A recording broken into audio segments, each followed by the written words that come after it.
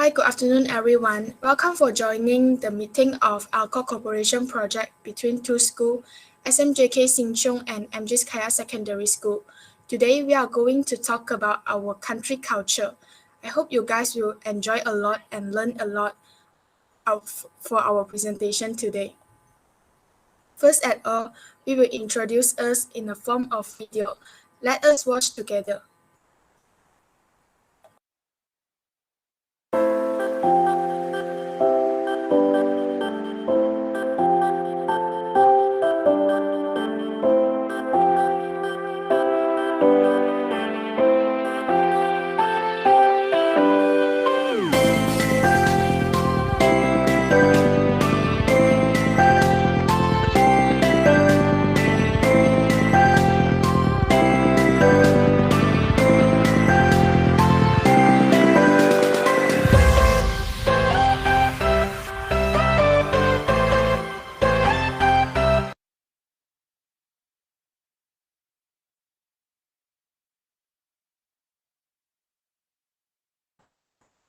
As the video had mentioned about, our topic today is the races of Malaysia. The first subtopic I'm going to talk about is the superstition in Malaysia. The first superstition in Malaysia is the number of 4 is a bad luck. This is one of the famous Chinese superstition worldwide. The number of the 4 sounds like the word for death in Mandarin and Cantonese. Look at this picture. The word at the left-hand side is the word for death, and the word of right-hand side is the word of 4. We pronounce it as 死 and 四. As a result, the Chinese avoid using the number where possible.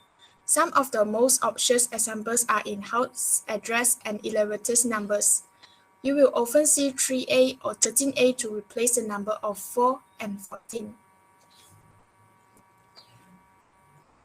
Let's move on to the next.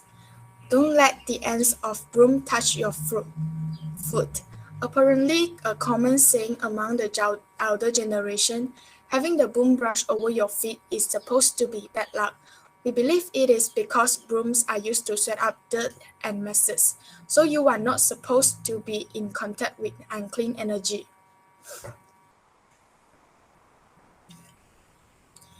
The next is finishing your food on your plates. We believe that your future spouse will be not attractive if you don't clean your plate at mealtimes. One popular version of this superstition in Chinese is every grain of rice left on your plate equal to 1 pimple on your future spouse's face. The next is washing your feet and hands when you come home. This is a common superstition in Malaysia. When we went home, the first thing we do is we just walk into our bathroom and wash our feet and hands. It was believed that if you did not do so, it was acting to you to inviting spirits into your house with you. It is also a prevention from germs, bacteria, and sweat.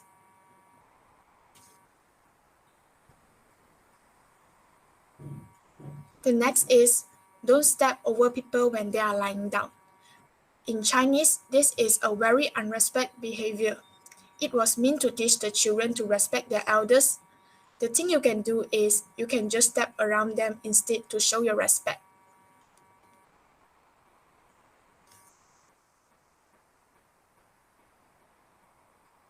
Don't sleep facing the mirror.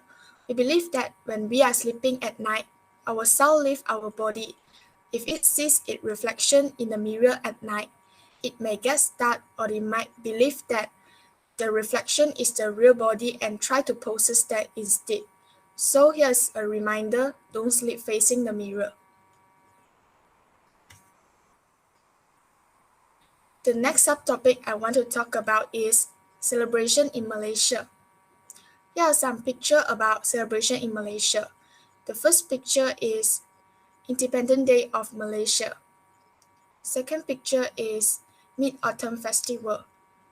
The next is Merry Christmas, Hari Raya Aidilfitri, Chinese New Year, and the last is Deepawali. Let's move on to the first celebration in Malaysia. Lunar Chinese New Year. Chinese New Year marks the first day of the new year in the Chinese lunar calendar, and it lasts for 15 days. Celebrated by Chinese with fireworks, the prominence of red, delicious Chinese meals to relish in, and lion dances or people dressing in costume to perform for good luck and to chase evil spirits away. Here are the picture of lion dance, people dressing in costume, and Tanglong. Here are the video of lion dance. Let's watch it together.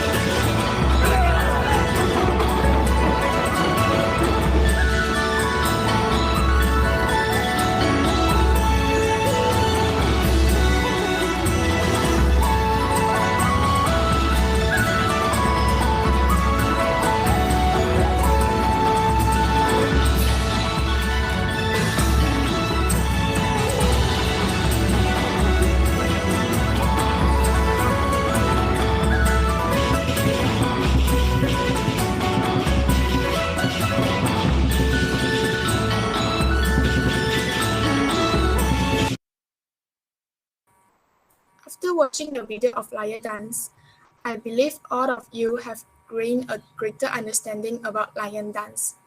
Okay, let's move on to the next. Hari Raya Aidilfitri. With more than half of the country being Muslims, Hari Raya Aidilfitri is one of the biggest celebrations in Malaysia. It marks the end of Ramadan, a fasting month for the Muslim, celebrated as a 2-day national holiday in Malaysia. Some Muslim families will host an open house and they welcome their neighbors, family members, or friends to their house to join the celebration. Some signature food for this celebration include ketupat, lemang, rendang, and a variety of rice cookie. Let's go through the next. Deepawali, also commonly referred to as Diwali or Festival of Lights. The festival is significant to all Hindus as it symbolizes the triumph of a good over evil. Oil lamps are lit to ward off darkness and evil. A rangoli is the most common decorative item seen at the shopping malls during the Diwali celebration, and it is often a colorful depiction of peacocks or flowers. Besides being a beautiful decoration, a rangoli is done to bring good luck and prosperity to a home. Here are some pictures of oil lamp and rangoli. Christmas. Malaysians celebrate Christmas also because there is Christian in Malaysia. Not only Christians celebrate Christmas, the Z generation of Chinese, Malays, and Indians also celebrate Christmas too. What do you love most about Christmas? For us Malaysians, it's the decoration and crazy shopping deals for all. Here are the picture of the decoration in the shopping mall during the Christmas. The last celebration is Mid-Autumn Festival, fondly known as the Tanglong Lantern Festival or the Mooncake Festival. It is celebrated by the Chinese to mark the end of the harvesting season. Mooncakes is a sign of thanks and celebration of the harvest. The roundness of mooncakes symbolizes the reunion of families as well as the full moon. Presenting mooncakes to friends and families demonstrates wishing their cherished ones a long and happy life. Here are the picture of Tanglong and mooncakes. Next, I would like to invite my friend Liu Chenghao to talk about language of Malaysia. Hi, I'm going to talk about language of Malaysia. Malaysia is a typical multiracial and multi-religious country. Because of it, language spoken in Malaysia turned into a unique way to speak compared to other countries that has only one major races.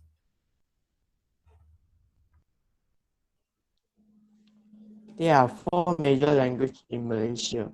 Those are Malay, Mandarin, Tamil, and English. In the early days after independence, Malay was chosen to be the official and national language in Malaysia by the newly formed government.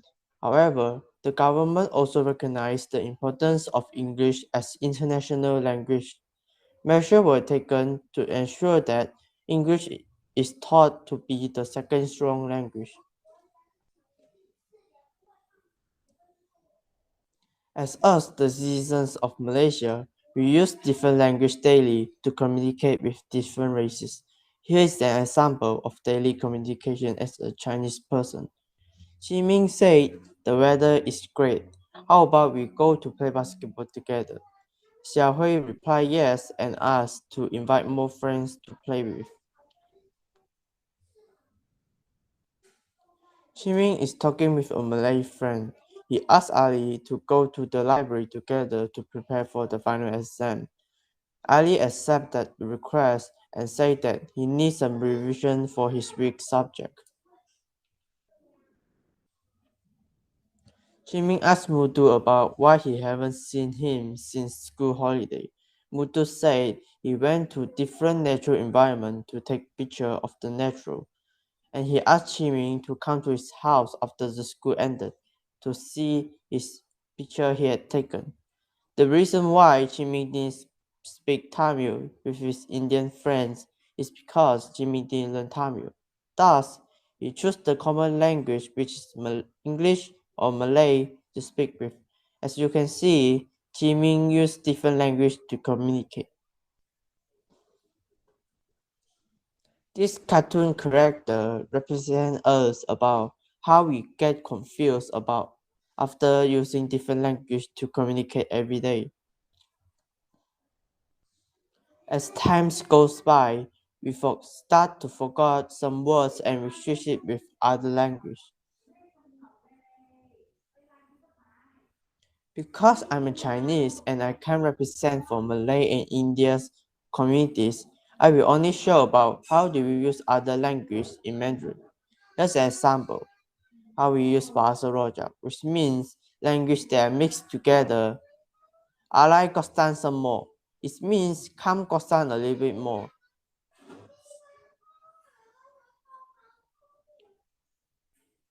The word kostan comes from gold essence, which is a special vocabulary from the early days of sailing.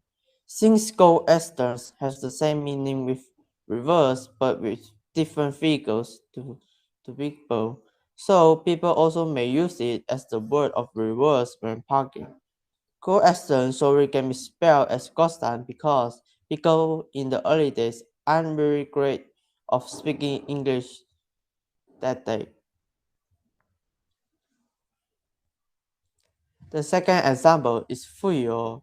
Fuyo, you sing the song wonderfully. The word Fuyo has the same function as wow to express amazement.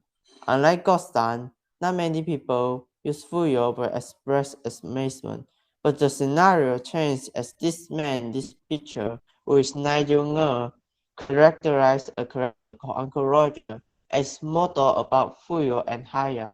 As ALCoB started to become famous, many people starting to remember the word and use it frequently.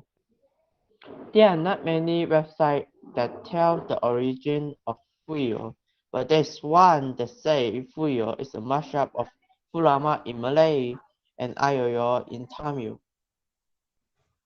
Next, I'm going to invite my friend to talk about food.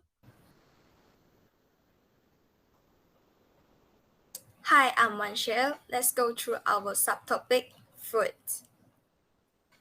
Malaysian foods consist of cooking traditions and practices found in Malaysia and reflects the multi-ethnic makeup of its population. The vast majority of Malaysian population can roughly be divided among three major ethnic groups, which is Malays, Chinese, and Indians. Here's a small reminder.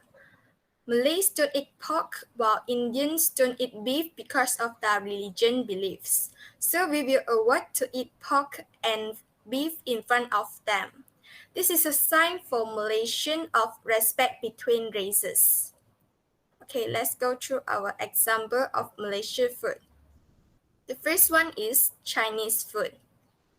Hokkien ha mee, also called as prawn noodles. Prawn mee is well known in Penang, so it's called as Penang Hokkien mee. It's a specialty noodle soup popular among Malaysian Chinese. And the next one is Hainanese chicken rice, a strongly savory chicken stock. And the third one is pakute, translating directly to meat bone tea. This Southeast Asia Chinese dish cooked in broth infused in herbs.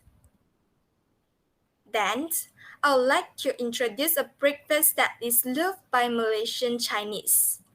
Yup, is coffee plus kaya toast plus raw boiled egg. This is a perfect match breakfast for Malaysian Chinese. Next, let's move to our other race, Malay's food. The first one is nasi lemak. Nasi lemak is a dish originating in Malay cuisine that consists of fragrant rice cooked in coconut milk and pandan leaf. It's commonly found in Malaysia, where it is considered the national dish.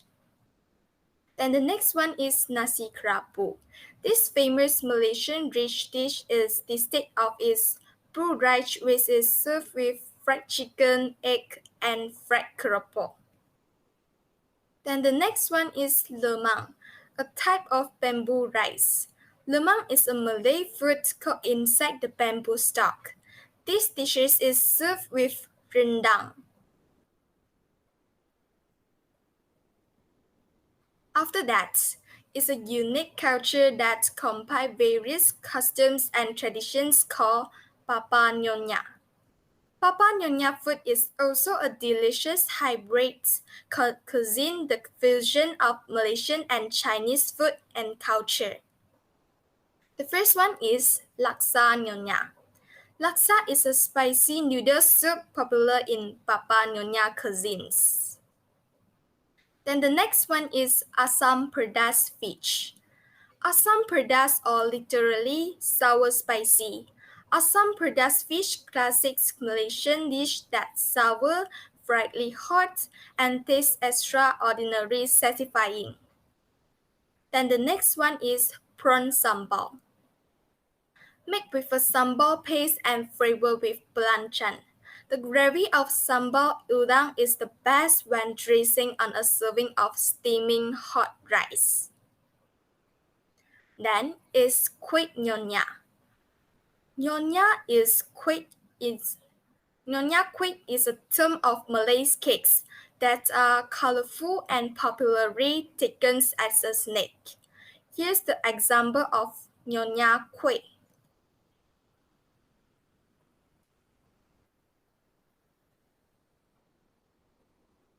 Then is Indian food. The first one is tandoori chicken. Tandoori chicken is a chicken dish prepared by roasting chicken marinated in yogurt and spices sour. The next one is banana leaf rice. Banana leaf platter is traditional method of serving rice dishes in South Indian cuisines. Then the next one is nasi biryani.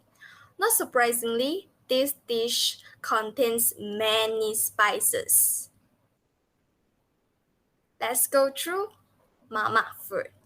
Malaysia's multiculturalism has contributed to the variety of food we have, which led us onto Mama restaurant. If you are a tourist planning on coming to Malaysia, dining at one of these Mama stores would definitely complete your entire trip. The first one is roti, also called as flatbread in English.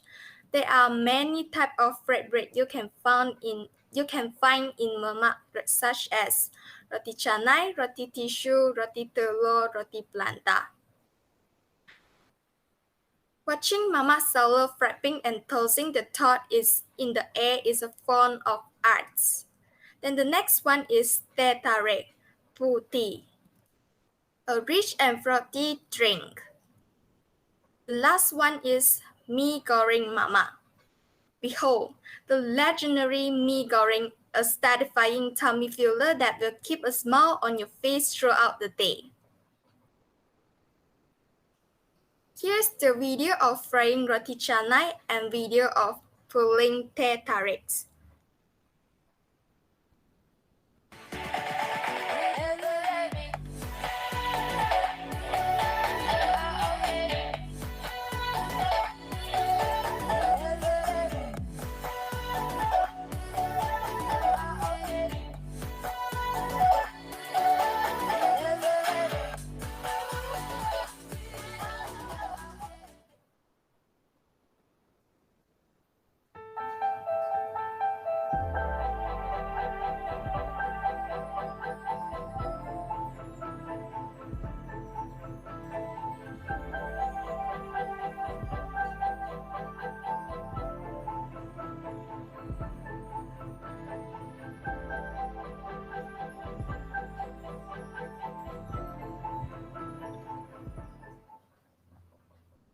Is it interesting?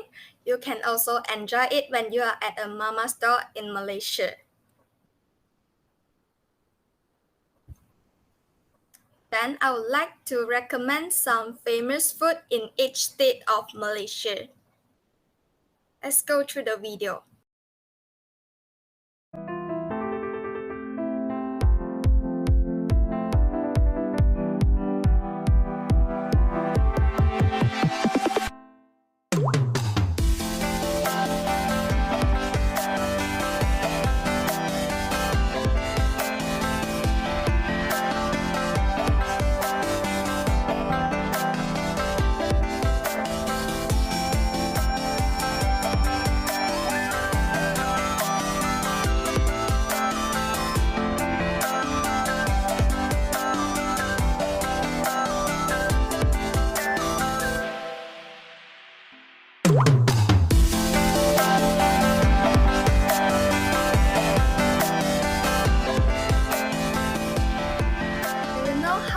States in Malaysia now?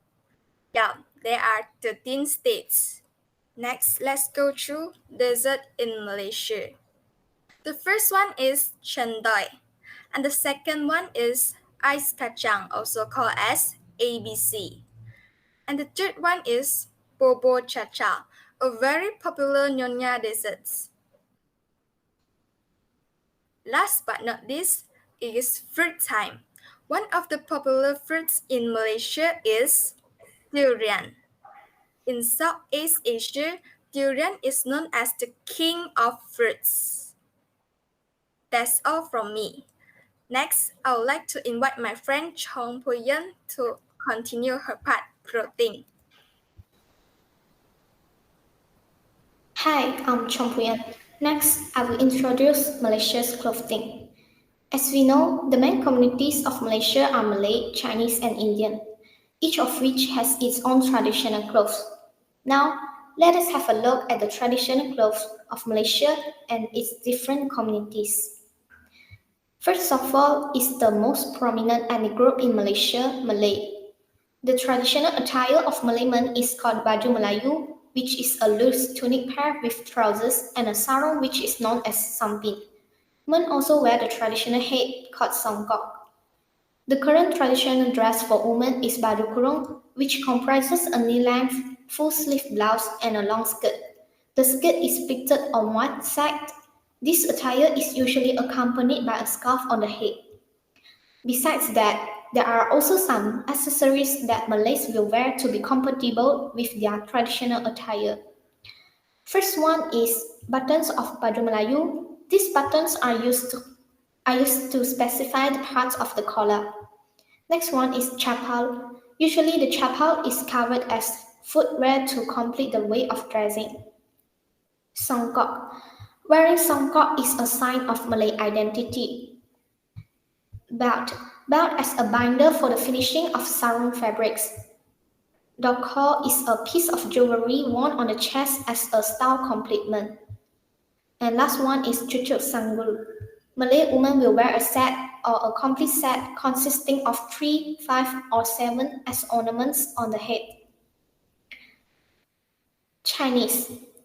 Most of the people from the Chinese community residing in Malaysia don't dress traditionally.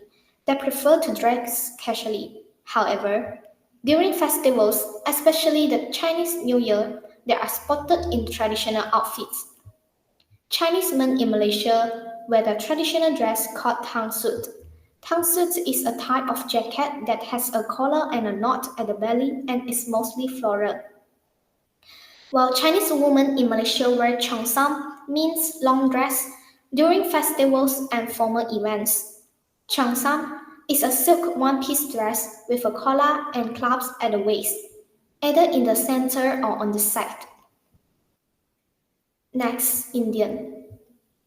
Trade between Malaysia and India is quite smooth, because of which Malaysian Indians get a fair share of traditional clothes from their country. Thus, the Indians in Malaysia have stuck to their roots in the terms of traditional dresses. Indian men in Malaysia mostly wear very loose-fitting shirts called kurta with trousers called dhoti. A traditional kurta is collarless and falls to about the knee of the wearer. The sleeves also are loose. It is simply constructed of 2 rectangular pieces of fabric. While dhoti is from 4 to 6 feet long and 8 made of cotton. Most Indian women in Malaysia wear sari. Sari is a 6-yard piece of cloth draped around the body in a way that it looks like a skirt with pleats in the center, and part of the same cloth covers one shoulder and hangs below to the knees. Sari is the combination of 3 parts. The above is a tight sleeve bodice. Lower body is a loose dress that is inside a sari, and wrapped in the outermost is the sari. Apart from the above-mentioned dominant communities, there are some minority communities residing in Malaysia as well. These groups also have specific traditional dresses. Kadazan. Kadazan is an indigenous ethnic group in Sabah, Malaysia. Their traditional attires are well conserved since the past. The traditional costume of Kadazan men is a jacket with golden designs, worn with trousers and a headgear known as siga. The siga is made of hand-woven Desta cloth. Their traditional dress of women is known as papar and is basically an embroidered one piece made of gold thread, along with a belt of silver coins. A headgear made of bamboo strips, known as siong, is also worn. This attire is usually made from black velvet or silk. The Ibans are an indigenous community in Malaysia. They are known for their warrior-like outfits and waving of color. Iban men have baju burung as their traditional dress. This is basically a warrior-like outfit having a vest on top and a skirt-like woven cloth as the bottom. These men also wear a silver belt, armlet, and anklet and a headgear. And the traditional dress of Iban women is made of bidang cloth and consists of maring empang, suku tinggi, and silver accessories including belt and others. Other than that, Malaysia also has descendants from Portugal who have their own traditional dresses. Portuguese men in Malaysia wear jackets with trousers and waist sashes, while women have layered skirts mostly in black or red colors. Last but not least, there are Chinese immigrants who marry Malays. Men in this ethnic called Bapau, while the females are called Nyonya. Influence of Malay in these ethnics can be seen in their clothing that is similar with Malays.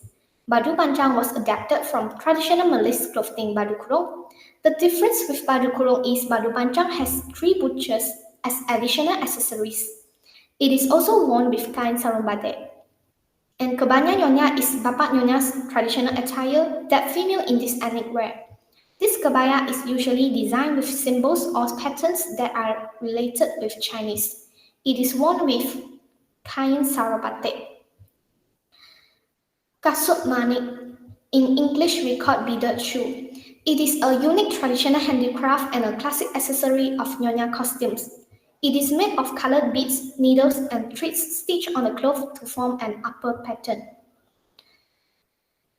Apart from that, I would like to introduce a traditional art of our country, which is batik. Batik is a technique of wax resist dyeing applied to whole cloth or cloth made using this technique. Batik is one of Malaysia's traditional cultural arts, especially in the states on the east coast of Malaysia, such as Kelantan, Terengganu, and Pahang. The most popular motifs are leaves and flowers. Now let us watch the making of Malaysian batik together.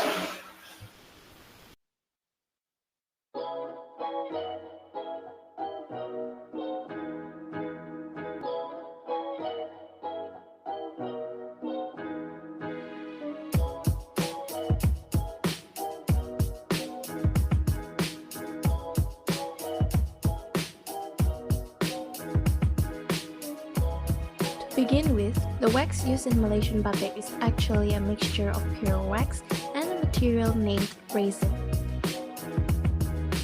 Resin is added into pure wax to make it have a much more sticky texture to stick well on fabrics and not crack easily. The chanting is the pen in batik craft, as it is used to draw the patterns and motifs on the fabric, usually in a freehand manner. It has a hole on the top where it gathers and holds a small amount of hot melted wax, and it flows out through the tip. The copper head is made of copper to prevent the wax from cooling fast, and a wooden handle to hold it safely. We use high-quality fabric dyes as coloring for our batik.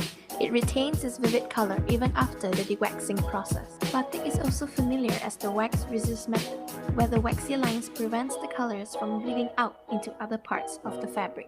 The chanting and coloring process can take up to a day per piece. After coloring, the fabric is left to air dry before fixing its color. It is then soaked into sodium silicate for at least overnight to seal the colors on the fabric properly. The next day, before we can dewax the fabric, it is rinsed to remove the silicone layer and residue on the fabric. If the colors are properly fixed on the fabric through this process, it will prevent fast fading in the batik when it's washed later on. After fixing, we will dewax the fabric by boiling to remove the wax. The colors will not be affected as it is fixed. In dewaxing, soda ash is added into boiling water as an active agent to ease the removal of the wax. This step usually takes only a few minutes as the boiling water will remove the wax almost instantaneously. It is immediately rinsed in cold water to prevent any damage to the fabric, and any wax residue is checked thoroughly. After rinsing the hot water and wax away, it is then soaked for 10 minutes in fabric softener to soften the fabric. This will soften the fabric after the chemical and boiling process it has endured. We then use a washing machine to spin dry it. It is then left to air dry before it can be used to make various batik clothing, scarves, or accessories.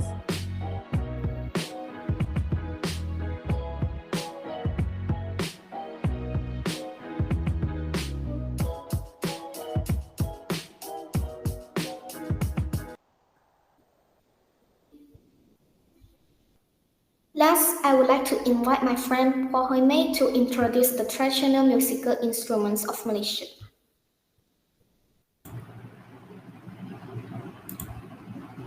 Hi everyone, our group last topic is Traditional Malay Instruments. Introduction. The musical instruments of Peninsula can be classified into 4 categories: aerophones, wind instruments; chordophones, string instruments; idiophones, percussive instruments which shaken; membranophones, the largest group, drums. Today I will introduce a few instruments from each of these 4 groups. First, aerophones, wind instruments. The solenoid is a reed wind instrument. It is made in varying lengths, which affects its register. The solenoid is played using a technique known as cycle breathing. In this technique, air is drawn in through the nose as it is simultaneously blown through the instrument. Chordophone, string instruments. The gambus is a 12 strings. 6 pairs of 2 are plucked with a plectrum or pick. It is similar in appearance, tuning, and performance style. Idiophones, percussive instruments. Chanang, strap. The chanang is made from 2 gongs in a wooden frame. The gongs are hand-cast from brass and hand-shaped to achieve the desired tone. The chanang is struck with a mallet for performance. ALCoB shaken. The ALCoB is made from bamboo. To play the instrument, it is shaken, sometimes rapidly or in short bursts. The ALCoB is made in many different sizes and can therefore produce many tones. Membranophones, drums, gedomba. The gedomba is normally played while seated, with the gedomba tucked under one arm. Is played by slapping the head with the hands. Gedo.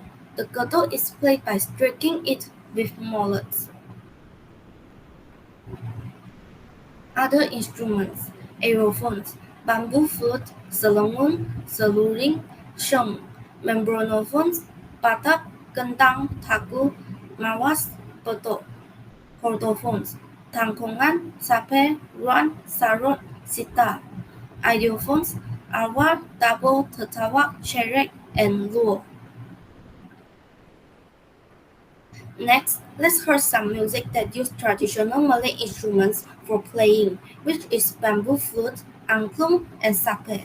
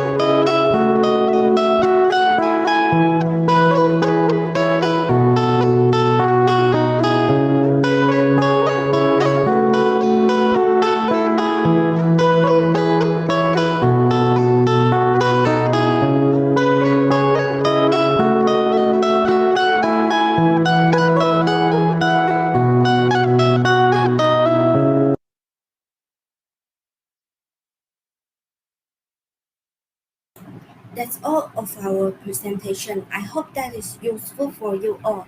Thank you for your listening.